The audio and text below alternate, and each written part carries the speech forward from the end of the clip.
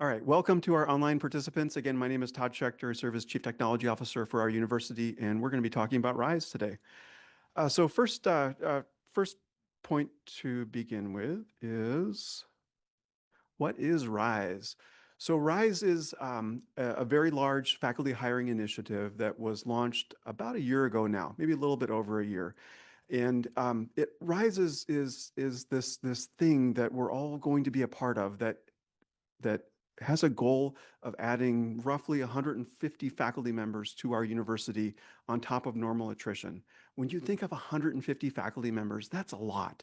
That's a big college, that's a big school. And then each of those faculty members represents a research group of folks. So 5 to 6 people maybe to start off with a research group. We're easily talking 1,000 individuals who are added to our university. And we're going to talk a lot about collaboration today. And as this RISE effort came together, there were a number of different communities on campus that a number of different academic deans who were asked to put proposals together for how would you bring multiple schools and colleges, departments, divisions together in support of RISE. And that's where these three kind of sub-themes, if you will, of RISE came from. So the first being RISE AI, or RISE Artificial Intelligence, and really looking to think about not only some of the fundamental pieces of AI, machine learning, and automation, but more importantly, how can AI be applied across the university? And so the 34 different faculty members who are doing this, they're spread across multiple schools and colleges: CALS Engineering, SMPH Education, SOHI, et cetera. All of those deans had to come together and agree that RISE AI is something that we want to do together as a set of deans, not individual schools and colleges. The second area, RISE Earth, thinking about sustainability and ways that we can help further our environment. This is 40 different faculty members, and you can see the schools, departments, and areas that they came from. Again, these are areas, though, that you may not expect to see a RISE Earth hire in. So the Nelson Institute, the law school, education. Again, each of the deans in these areas had to come together and agree that we think this is important. We're going to propose RISE Earth to the provost, to the chancellor. They agreed, and all of these schools and colleges are coming together. The third area that was announced is RISE Thrive, and this is 41 faculty members that have been invited and will be joining our university. And RISE Thrive thinks a lot about immunology and this concept of health span, or the amount of time that we remain healthy and free of disease. And again, this is another one of these areas where multiple schools and colleges had to come together. This is more than the School of Medicine and Public Health. This is nursing, this is vet med, again, law, engineering, CALS. All of these deans had to come together and think about, how do we propose ways that our schools and colleges can work together? So in all, there's roughly 120 of the 150 faculty members that have been allocated so far, and hopefully in the future, we will see additional areas added to the RISE initiative. Text, RISE AI goals. One of the questions that I get often are, what are some of the goals that are associated with RISE? And I thought we would talk a little bit about RISE AI, kind of being an IT and community, and think about these goals apply to the other two initiatives as well, but we'll talk about RISE AI specifically. So number one, to attract and attain top-notch faculty.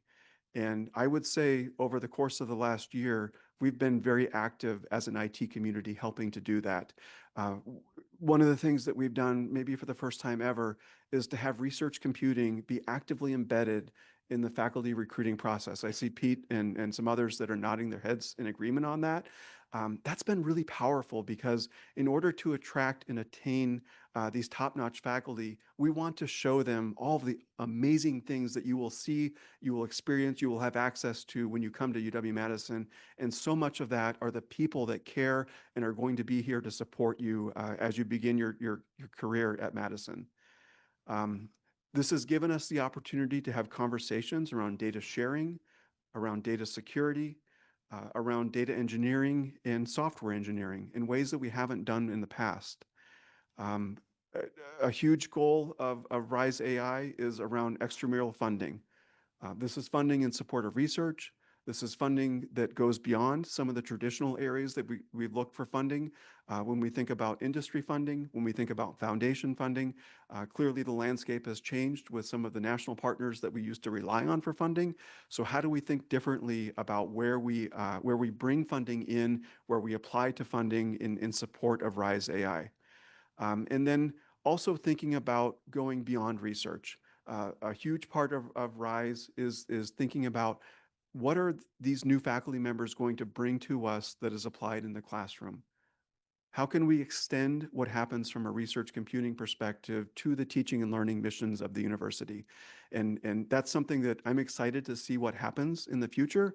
We're bringing all these new faculty members to campus. Clearly, they're going to have new ideas. They're going to have new expectations from a teaching and learning perspective. And when we think about research computing, how can what we do in the research computing area in support of RISE extend to teaching and learning? There's some examples that are starting to emerge from that, and we'll talk about those just a little bit later. Text, who makes decisions about RISE? So another question that I often get is who makes decisions about RISE? This was and continues to be a strategic initiative that is driven by the chancellor and the provost. Chancellor Mnuchin launched this, and she has been very supportive of all that we've done in support of RISE over the last year and change. Um, if you hear the provost talk, he also talks about the importance of RISE in helping us think differently as a university, helping us think about collaboration differently than maybe we have in the past, helping us think about how we scale our operations differently than we have in the past. There's a set of cross-campus stakeholders here that are listed.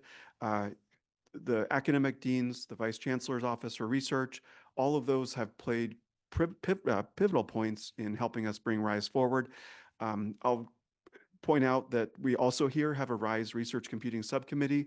Some of the folks in this room sit on that subcommittee. We've been working together for the past year to think about investments in research computing to help support the RISE initiative and how we can scale our existing operations. So kind of lots of involvement here from different folks in schools and colleges. If you've been on one of those committees, my gratitude to your time and energy, the ideas that you've brought to help us move together forward.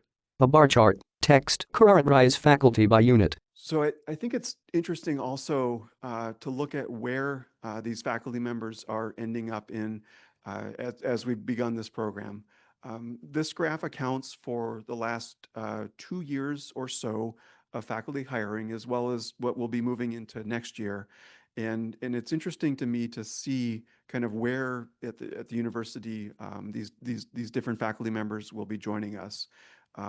No surprise, letters in science, engineering, school medicine, public health, and so on, and all the way down to pharmacy. So every school and college is now represented as part of RISE, and this is kind of where we expect faculty hiring to reside and to end up as we move forward. Text, emerging faculty research areas from RISE. I think it's also been interesting to see some of the trends in the faculty hiring that is happening.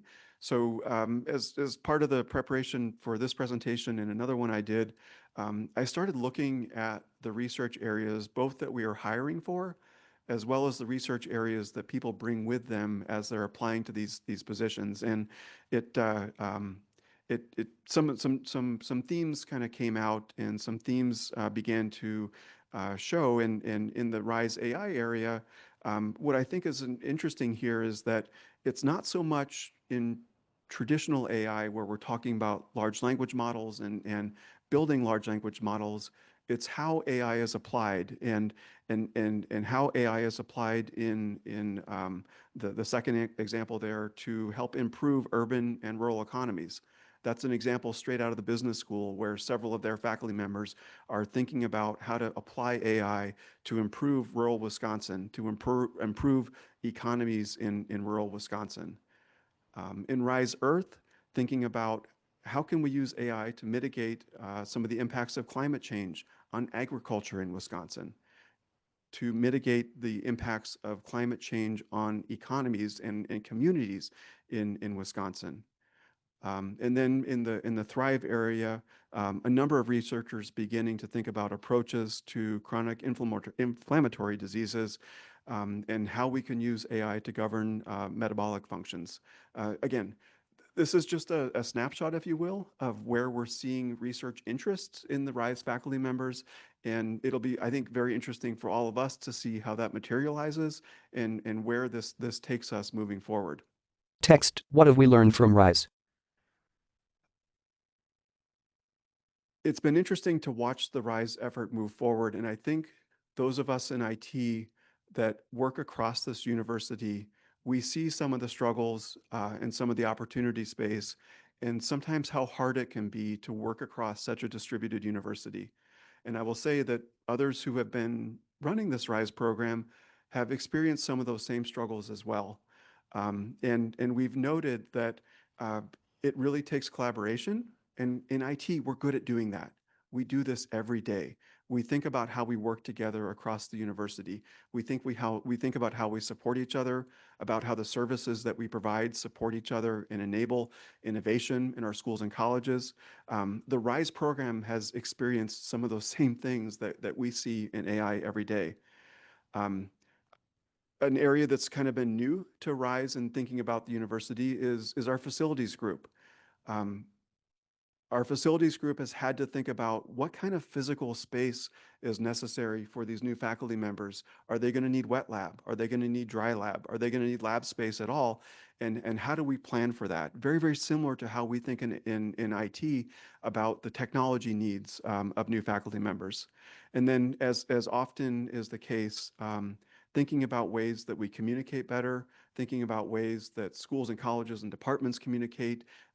RISE hiring happens at the department level, and at the same time, we're trying to manage this and help guide this at the university level. And so it's been very important for us to think about communication pathways from things that are happening at individual departments and how those work to inform some of these strategic initiatives that we take on as a university. Text, estimated one-time costs associated with Rise AI.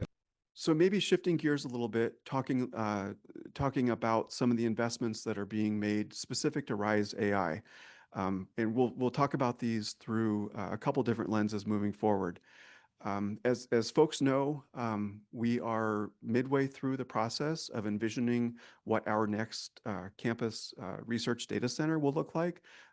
That's a major undertaking. The amount of compute power that our faculty members are asking for now is far and above anything that we've seen before. And so as a university, we want to be prepared for that. And we have a request for proposal that is midway through a public process right now that is going to help us envision what does that next generation data center look like, and how do we provide for the needs of faculty members who are coming into our campus. Um, we're making some investments, some big investments in computing hardware. I'll talk about more of this specifically here coming up.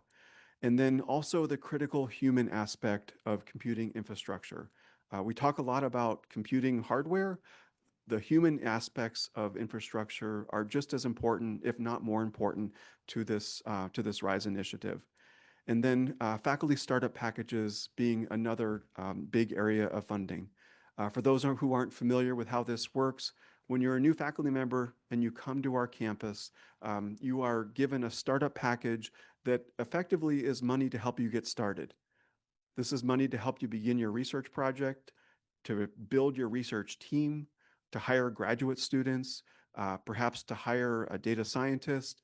And the hope is that this is seed funding that allows you time to get started so that you can then go get external funding from different grants, foundations, et cetera. But this is kind of seed funding to help you get started. And so some of the faculty startup packages that I've seen are in excess of $1 million a piece. There's one in the School of Music actually that is all AI based and is $1.2 million of compute hardware. That's a letters and science faculty member in the School of Music. That's not someone in computer science. That's not someone in engineering. This is what we mean when we talk about applied AI in different forms around the university. I just saw Sue nod her head on that one. Yeah, yeah, yeah. But the faculty startup packages, it's a big deal. And so, over the next 5 years, spending well over $100 million in support of Rise AI. $15 million grant from WARF. Some folks may have heard of the $15 million grant that we got from the Wisconsin Alumni Research Foundation. That grant is going very specifically to uh, areas of research computing that will extend our reach in kind of three different major areas. So research infrastructure, so the hardware that's necessary, GPU servers, data storage that are going to be used to help advance our AI research. Again, the human infrastructure. WARF is paying directly for 20 new research computing support staff that will be added to our campus over the next year or two. Some of those folks are being hired right now. There's a number of searches that are actively open, and interviews are happening kind of as we speak. I was in 2 of them myself yesterday. And then also for managing large data sets. And I think this is an interesting one because as we've talked as a research computing subcommittee, as we've talked with deans and associate deans for research, the way that we manage data on this campus comes up time and time again in discussion. And that how maybe historically individual groups have maintained and had access to pockets of data. Moving forward with the RISE initiative, it's going to be about how we bring that data together. How do we expose the data that one group may have to the benefit of another group? Ryan here from the social sciences, they have a number of different data sets that they have access to, and those are great. How do we combine that data with data that Ken next to him from the School of Medicine and Public Health might have access to? How do we bring those kinds of data sets together? There's some interesting ideas about metadata and layers that describe our data. There's an interesting project that's going to be coming up, which is effectively a catalog of the data sets that we have access to on campus. Not necessarily to say everyone gets access to these, but if at least as a starting place, that if I know a data set exists, I can go talk to Jason in the School of Education and say, Jason, I think this data set might be really valuable to my research. How do I get access to that? How can I collaborate with that data set? So more to come here, but I think this is one where, as an IT community, it's going to be very important for us to think about not only the compute, not only the people, and also the data. And how do we help people collaborate with data and make the best use of the different data sets that we have open and available to us? Text, strengthening our computer infrastructure.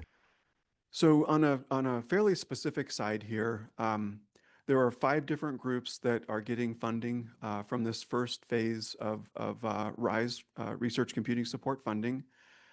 Those groups are the Center for High Throughput Computing, the Data Science Institute, the Data Science Hub, the Research Cyber Infrastructure Group within the Division of Information Technology, and the School of Medicine and Public Health's IT and Informatics Group. From the CHTC perspective, they're thinking a lot about, of course, what they're very good about, which is the GPU servers, the CPU servers, the ways that we help people use clusters. But they're also thinking about accessibility to those clusters. You will see this fall a project that we've kind of codenamed Badger Lab. This is going to be a notebook-style interface, though, that enables people to use CHTC without having to have command line experience. And this is something that we'll be able to extend into the classroom. These tools they're very valuable. They decrease the amount of knowledge that you have to use research computing, and they make it so much more accessible. This is something that we've wanted to do for a number of years. RISE has given us the opportunity, though, to bring a community of folks together to do these kinds of things, to deliver these tools. And they're thinking about collaborations with our academic technology group, who is really good at providing online education. And so I don't have to have a consultation with an individual anymore. I go to a Canvas course, I learn about this service, I'm added into a manifest group, and boom, I've got access to that. And in order for that to happen, there's been collaboration, like I say, with our academic technology group, thinking about continuing education and how do I get access to these online courses. Also with our interop group that Lois spoke about earlier this morning about how do I get access into data-driven groups and apply that to what we're designing in CHDC. So really exciting things to come in the future about making research computing more accessible to folks that don't have to have extensive command line experience to use some of these services. The Data Science Institute is thinking a lot about how do we provide data scientists and research software engineers in support of faculty hiring. One of the biggest challenges that our faculty members see when they come to campus is, how do I build my group? How do I build or buy or train someone who can be a research software engineer? How do I find that person that can be a data scientist? And so what the Data Science Institute is doing is hiring a number of those folks, and they will be included in faculty startup packages. They will be embedded within research groups so that if you're a new faculty member to this campus or an existing person, you can get access to these folks and really decrease your time to science and increase the productivity that you have as a research group. The Data Science Hub is thinking a lot about communities of practice. How can we bring different groups of folks together around the university for conversation, for learning, for shared experiences? How can we build these really rich communities of practice that make UW-Madison somewhere very, very special? The Research Cyber Infrastructure Group is adding a number of folks. They're adding 4 folks to their team. They're thinking a lot about data, the movement of data, how we collaborate with data, and how we enable more use of public cloud. We're really focused on the Globus, the Globus tool and how we use that to integrate our different data storage platforms, how we invite other folks to use Globus. And then from a public cloud perspective, for those where public cloud makes sense, how do we help you get started in Azure, in Amazon Web Services, in Google Cloud Platform? How do we get you access and consulting to those tools just as quickly as possible? And then lastly, the School of Medicine and Public Health, their IT and informatics group, they've done a lot of work with HIPAA-controlled data and secure cloud access, both cloud as well as on-prem access to folks that need to work with sensitive and restricted data. They're going to be offering that service to others around the university. Each of the groups that we're providing funding to, we're helping them scale what they do, and that we're also saying that yes, we absolutely need you to provide the services that you have, and also we need you to provide those services to folks from around the university who need that kind of service. A quote from Dorota Brzezinska.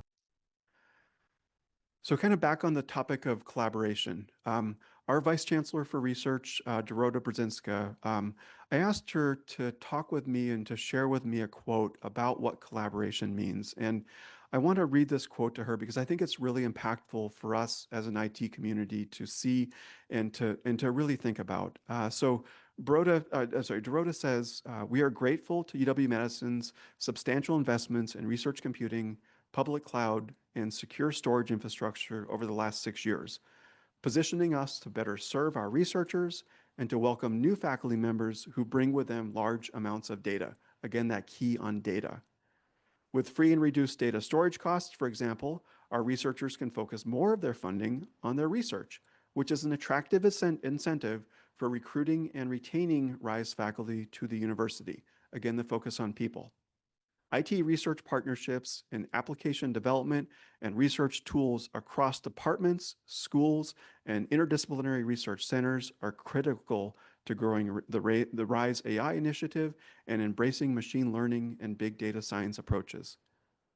I appreciate everyone's efforts to enhance technical collaboration tools and services, cross-department, college, institution, and industry collaboration is our future. Those words are directly from Dorota, and I think it's really important for us to think about those words as we go about our work and as we go about the projects that each of us are responsible for. Text enabling RISE collaboration. So my last slide here is really thinking about that collaboration, is really thinking about the projects that we have underway and how we bring this distributed university together. how we think about the interop project that allows us to move data and collaborate with data and have group access more than we've ever had before. Active Directory consolidation. Think about the power of having a single username and password across this university instead of 53 usernames and passwords. How much easier it will be to collaborate between different groups on this at the university. Data center expansion. Talked about this a little bit, having secure facilities where we have professionals who know how to run data centers. We don't have to have servers in closets. We have backup power. We have fast networking. We have good cooling, et cetera. The projects that our trad group does that helps researchers bring to life their individual projects. Our web hosting, our web presence, how we have that look and feel that we need for the projects that we're operating. How we think about data storage, how we think about having secure data storage and cloud access and integration tools available to researchers across the university. And I couldn't, I couldn't not say something about smart access. The folks out there that want access to our data, want access to our intellectual property, that's something that we're going to see more of. And so how do we think about, as a university, coming together around smart access, around our zero trust strategy? Those folks that were at the workshop that we did, I think last week, that was an amazing start. That was an amazing start. We brought together some really important minds, some really smart people to think about smart access as a university initiative and how we work to drive that forward. And so my question for you, and we have a few minutes left here, but how might you think about furthering collaboration? How might you think about the words from Dorota? And how might you, in your area, think about furthering collaboration? This is something that all of us have to think about. This is something that all of us have a role in, and that all of us are going to be able to help move forward. So with that, thank you for your time today. I think we have a couple minutes left for questions.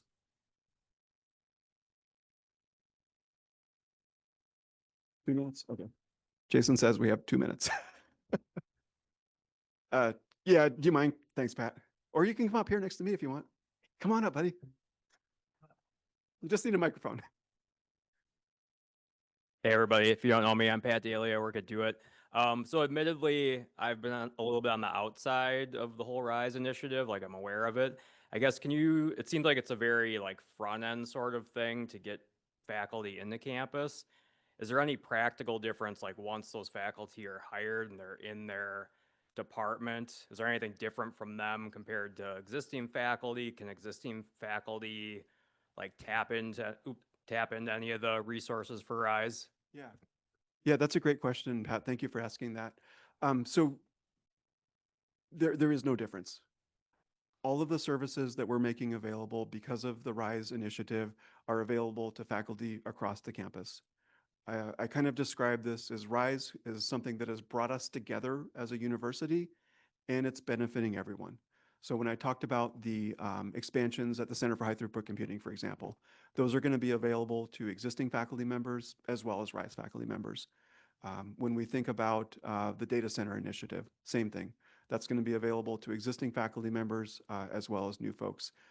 I think what we will begin to see in the next year is that there are some different leads that are being hired over the summer to provide programming that brings RISE folks together as a cohort and helps them think together as a cohort. Those activities also will be made available to folks from around the university. So again, RISE is something that brought us together, and the hope is that it benefits everyone. Is that helpful? Okay. Ryan. Hey, Todd, thank you so much for your talk. I was curious, you mentioned collaboration. How do you help prevent sort of like duplication of efforts? And you look at something like CHTC, who's getting some RISE funding, and I know they're working on, I think taking in restricted data, and then you have something like the SMPH project, and they're also focused on that, and I'm sure they're doing some unique work. But how do you help those separate projects sort of work together, or make sure they're not pushing in slightly different directions towards the same goal? Yeah, great question. Thanks, Ryan. And in the investments that we've made and in the committee that recommended those, for the most part, those are non-overlapping investments. The Center for High Throughput Computing is an amazing group, and they have chosen not to pursue restricted data. That's why we are relying on our colleagues in the School of Medicine and Public Health, because that's something that they do really well. They've got a well-defined process for, and when we think of then about them providing services to others on campus, if you have healthcare data, if you have restricted data, we're going to be, building collaborations and helping folks meet up with folks in SMPH. I think going forward, this is where we have to work as a community to be very mindful of our investments and to look for some of those non-overlapping areas, because I don't think we're going to be able to afford those in the future. And I think we're going to have to think very strategically as a university about where do we invest. And it doesn't make a whole lot of sense to us to invest in the same thing in multiple places. I'd rather bring us together, invest once in an area, do a really, really good job at providing that service, and know that that's kind of our go-to. Is that helpful, Ryan? Okay. Okay, with that, Jason tells me we're at time. Thank you, Jason, for helping to moderate. Thank you to everyone who's joined us both in the room and online, and I look forward to seeing you as the conference goes on. Thanks, everybody.